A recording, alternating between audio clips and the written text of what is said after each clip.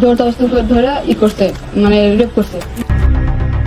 চুনারঘাটের রানীগাঁও ইউনিয়নের পাহাড়ি এলাকায় ঘটেছে এক বীভৎস ও হৃদয় বিদারক ঘটনা।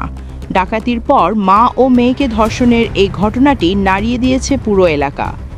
এজাহার সূত্র ও পুলিশি তথ্য অনুযায়ী জানা যায়, গত শুক্রবার গভীর রাতে চুনারঘাট উপজেলার রানীগাঁও ইউনিয়নের পাহাড়ি এলাকার গরমচড়ি ফরেস্ট মাজার সংলগ্ন একটি বাড়িতে প্রবেশ করে একদল সশস্ত্র যুবক। তারা প্রথমে ঘরের সবাইকে জিম্মি করে মা ও মেয়েকে বেঁধে ফেলে। এরপর স্বর্ণের গহনা, টাকা পয়সা, গরু ও অন্যান্য মূল্যবান জিনিসপত্র লুট করে নেয়।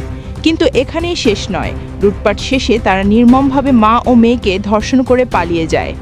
ডাকাতরা পালানোর পর চিৎকার শুনে প্রতিবেশীরা এগিয়ে আসে এবং আহত অবস্থায় মা ও মেয়েকে উদ্ধার করে প্রাথমিক চিকিৎসা দেন। স্থানীয় ইউপি সদস্য আব্দুল মালেক জানিয়েছেন, স্বর্ণের গহনা ও টাকা পয়সা লুটের পর মা ও মেয়েকে ধর্ষণ করেছে দুর্বৃত্তরা।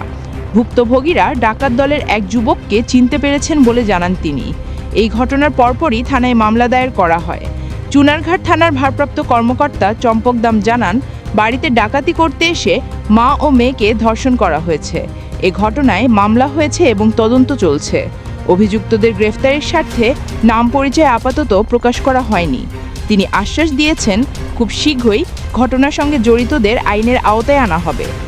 এই নৃশংস ঘটনাটি শুধু স্থানীয় জনগণ নয়, পুরো সমাজের বিবেককে নাড়িয়ে দিয়েছে। মানবিকতার সীমা লঙ্ঘন করা এমন অপরাধ কোনোভাবেই ক্ষমার যোগ্য নয়। দর্শক, এমন লজ্জাজনক ঘটনার কী শাস্তি হওয়া উচিত বলে আপনি মনে করেন? আপনার মতামত কমেন্টে জানান।